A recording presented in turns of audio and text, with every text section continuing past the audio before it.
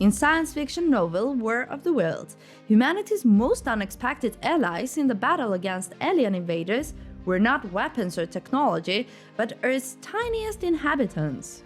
In the end, it was bacteria, invisible to the naked eye, that claimed victory, proving that even the most powerful invader can be brought down by the smallest of Earth's life forms. In our own world, these unseen organisms, pathogens, are part of a constant microscopic war, with them on one side and medicine and our immune system on the other.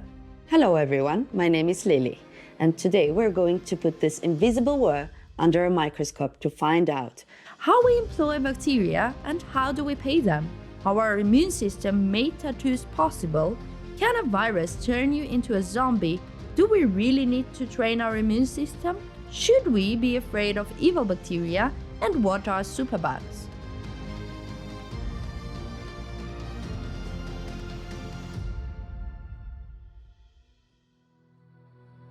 A single teaspoon of soil contains more microorganisms than there are humans on Earth.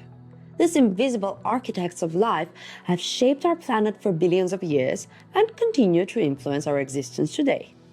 They were first to emerge on our planet as long as 3.5 billion years ago, and because of their high adaptability, they thrive everywhere, from Antarctic ice to deep ocean vents and places with extreme levels of ionizing radiation. This adaptability makes them the most successful life forms on Earth. Throughout the entire evolutionary journey of our species, microorganisms have been a crucial element of our survival. Humans have long partnered with them, often unknowingly.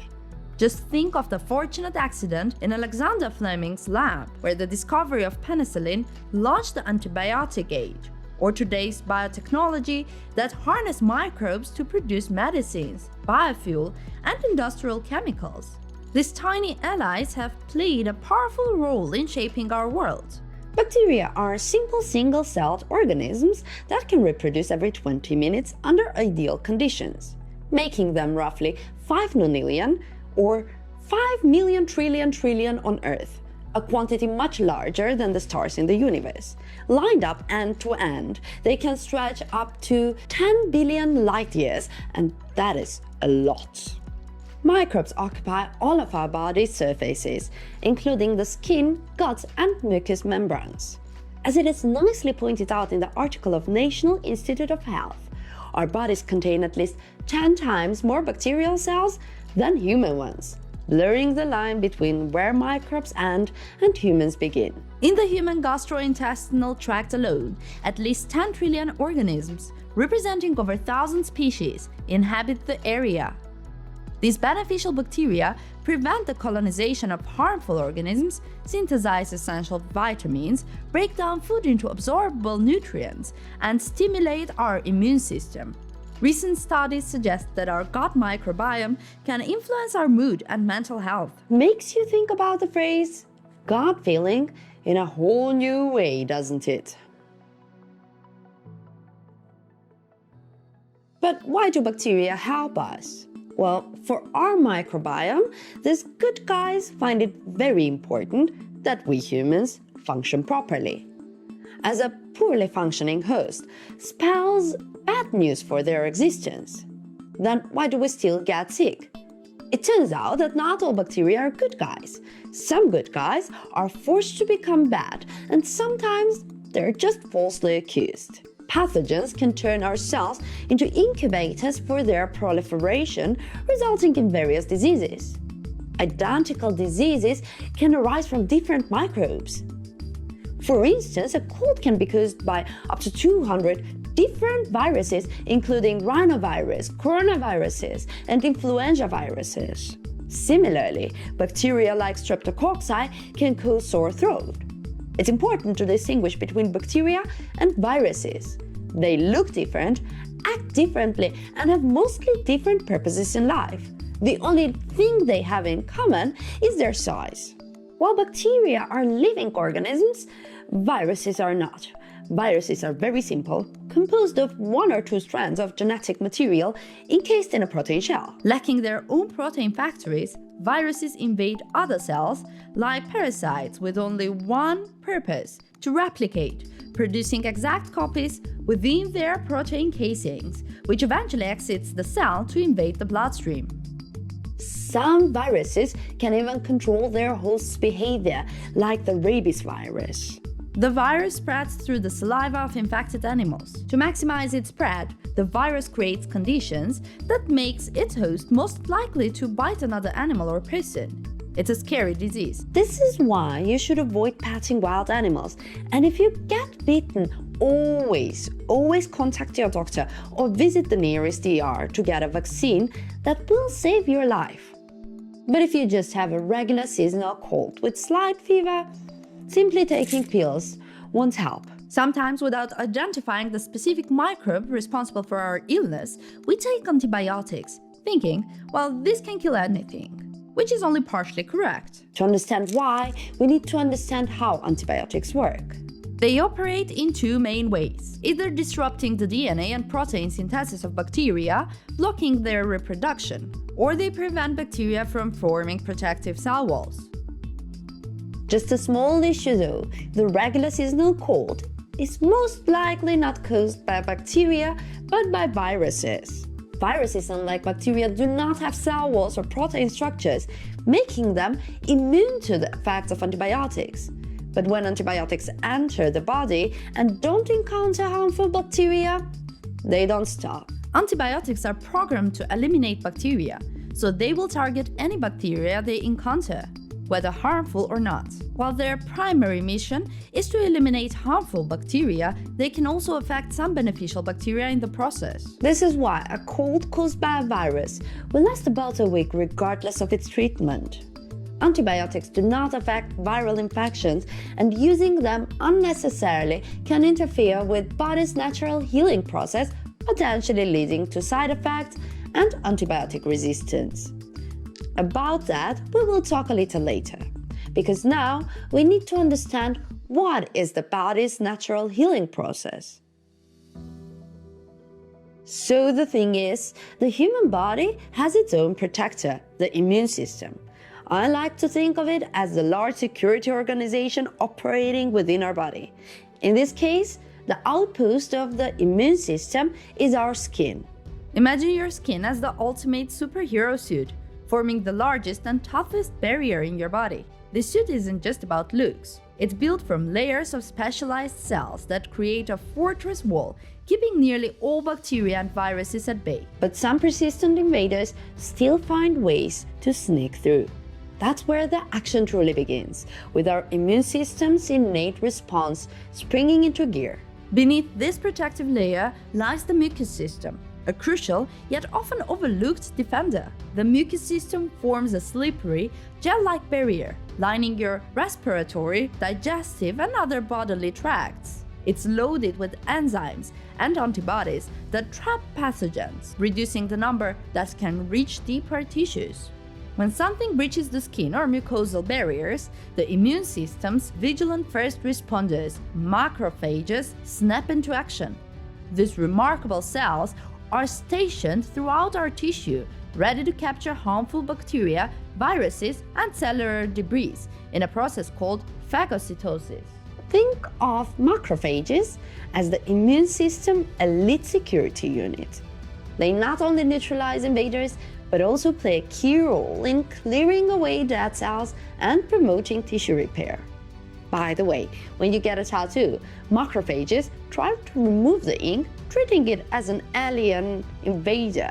But because many ink particles are too large to break down, they remain in the dermis, surrounded, or better to say, covered with macrophages, which is why tattoos stay visible.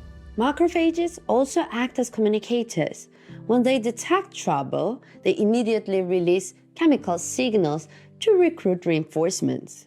One of the first responders to answer these calls are neutrophils, the most abundant type of white blood cells. These specialized cells are the immune system's rapid response team. They swarm to the site of infection, releasing antimicrobial chemicals, producing reactive oxygen species to kill pathogens, and even deploying neutrophil extracellular traps or nets, sticky webs of DNA and proteins that trap and neutralize the bacteria. Together, macrophages and neutrophils coordinate to neutralize threats and prevent infections from spreading, forming a crucial line of defense while also signaling the broader immune system to mount a stronger response if needed. And we need that response when a virus manages to hijack one of our cells, turning it into a virus factory. That's where natural killer cells come in. Yes, that's their real scientific name. These specialized immune cells can identify infected or cancerous cells and eliminate them before they can cause more damage. Think of them as security specialists, neutralizing compromised cells to keep infection from spiraling out of control. When pathogens invade, the immune system signals the brain to raise the body's temperature. This fever response serves two purposes. It creates an environment where many pathogens struggle to thrive, and it enhances the performance of our immune cells. Macrophages and T cells become more active at higher temperatures, accelerating the healing process. So when you develop a fever, it's actually your body is building an effective defense. As we grow, our immune system gets even smarter and increasingly sophisticated, thanks largely to a small but a crucial gland called the thymus. It functions like a training academy for our immune cells, where T cells learn to distinguish between the body's own cells and foreign invaders. This training occurs primarily during youth. After puberty starting around the age of 15, the thymus begins to shrink, with its gradual replacement by fat, a process known as involution. By around age 25, the thymus is much less active, but the T cells it produced before continue to serve throughout our entire life. Next are the B cells, the memory keepers of our immune system. These cells learn to recognize specific pathogens and remember them for future encounters. When they meet a familiar invader, B cells produce antibodies, Y-shaped proteins that attach to enemies, marking them for destruction. This clever system helps our immune cells identify threats more efficiently. Here is something crucial to understand. Antibodies make immune attacks more efficient because T killer cells need these tags to see their targets. Without antibodies, T killer cells would be like blindfolded warriors, unable to find their enemy. However, pathogens, especially viruses, are constantly evolving, changing their surface structure to avoid detection. So a new question is coming up. How does the immune system handle these ever-changing threats? The answer is very simple. It is very adaptable, using a process similar to a trial and error. B cells play a crucial role by producing a variety of antibodies through a mechanism called somatic recombination. This process generates countless unique antibody variants, increasing the chances of finding one that matches an invader perfectly. This adaptability is what enables the immune system to recognize and fight off an incredible variety of infections, even those it has never encountered before. You might wonder, if our immune system is so sophisticated, why do people still die from various diseases or develop serious infections from injuries? Why do we need vaccines and antibiotics? The answer lies in timing. Producing effective antibodies takes time, usually several days, during which viruses can infect cells and cause significant damage.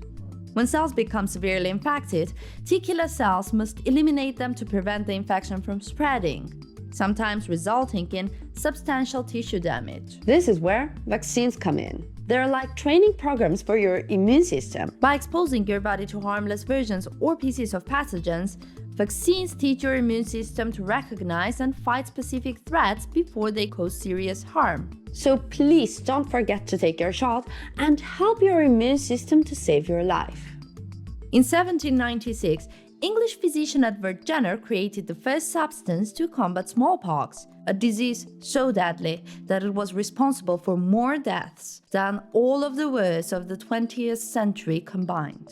These figures reflect only the recorded cases since humanity began keeping track, and the true numbers of victims is likely much higher. Jenner noticed that milkmaids who caught cowpox, a mild infection, rarely had smallpox, so he tested his theory by injecting cowpox into an 8-year-old boy, James Phipps, making him first ever person to get a vaccine. After a mild cowpox illness, James was exposed to smallpox and stayed healthy, confirming Jenner's idea. He named this method vaccination, from the Latin vacca, meaning cow.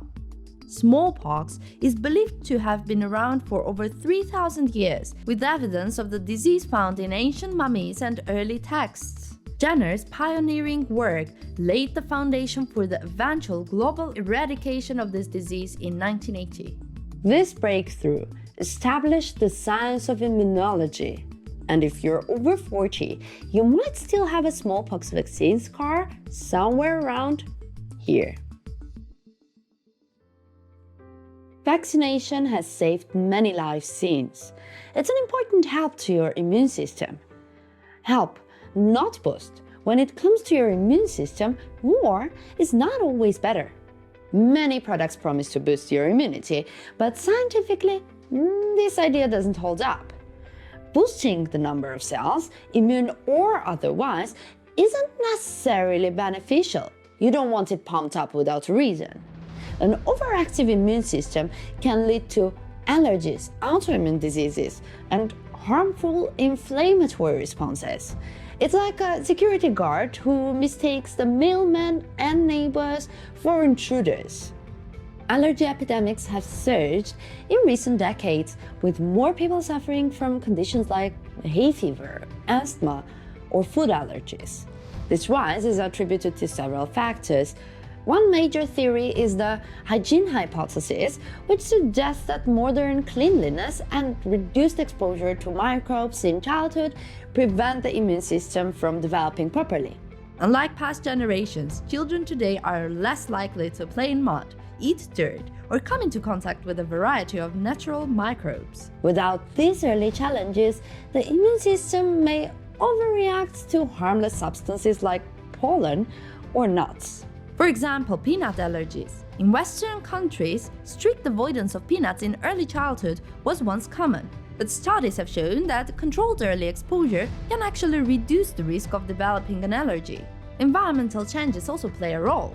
Urbanization and pollution increase allergen exposure and irritate airways, while climate change extends pollen seasons, worsening symptoms. Additionally, dietary shifts towards processed foods might impact gut health, further disrupting immune responses. Combined with reduced natural microbe exposure, these factors create perfect catalysts for the allergy epidemics we see today. The best way to support your immune system is through healthy lifestyle choices. Good sleep, balanced nutrition, regular exercise, and stress management. But let's talk about another crucial aspect of immune defense: antibiotics and bacteria.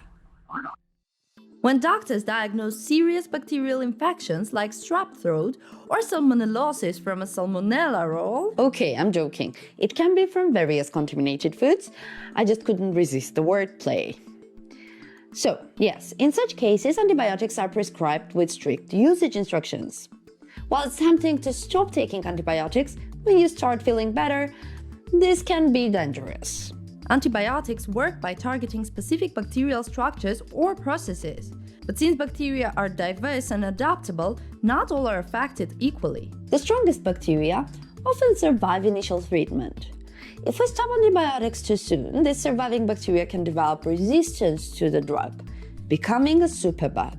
Even worse, through a process called horizontal gene transfer, these resistant bacteria can share their survival strategies with other bacteria. One notorious superbug villain is MRSA, a strain of staph bacteria resistant to many antibiotics. Initially a harmless skin bacterium, MRSA has mutated to survive against common treatments. In hospital settings, this adaptability of bacteria is especially dangerous. Some of the most resilient bacteria are here. There's a group of superbacteria that evolved mechanisms to escape many of our most powerful antibiotics. The escape pathogens, yes, ironically these are called escape, evolved to highest level because hospitals undergo the strongest antibacterial treatments. Being continually exposed to selective pressure, they become even more resilient. The topic of antibiotic-resistant bacteria reads like a scientific thriller, where the microscopic villains have evolved superpowers. Think of it as nature's plot twist. The more we misuse antibiotics, the stronger these bacteria become. The rise of superbugs is a serious global health concern. Research shows that approximately 30% of the hospital-acquired infections are resistant to at least one antibiotic. The CDC, Centers for Disease Control and Prevention, estimates that at least 2.8 million antibiotic-resistant infections occur annually in the United States alone, resulting in 35,000 deaths. Globally, the World Health Organization warns that antibiotic resistance is a growing threat, with projections suggesting that by 2050, drug-resistant infections could cause 10 million deaths annually. As we face this challenge, responsible antibiotic use becomes increasingly important. While developing new antibiotics is crucial, researchers face significant obstacles, including lengthy development times, regulatory requirements, and high costs. Scientists are exploring alternatives such as bacteriophage therapy and immunotherapies to combat resistant bacteria. Fighting pathogens require more than just antibiotics. Maintaining a healthy balance of beneficial microbes is essential for our health. While the battle against infections continues, our immune system remains our most sophisticated and reliable defender that has evolved over ages. By understanding and supporting it properly, we can help it protect us more efficiently. Thank you for your time. See you in the next video. And yes, stay healthy.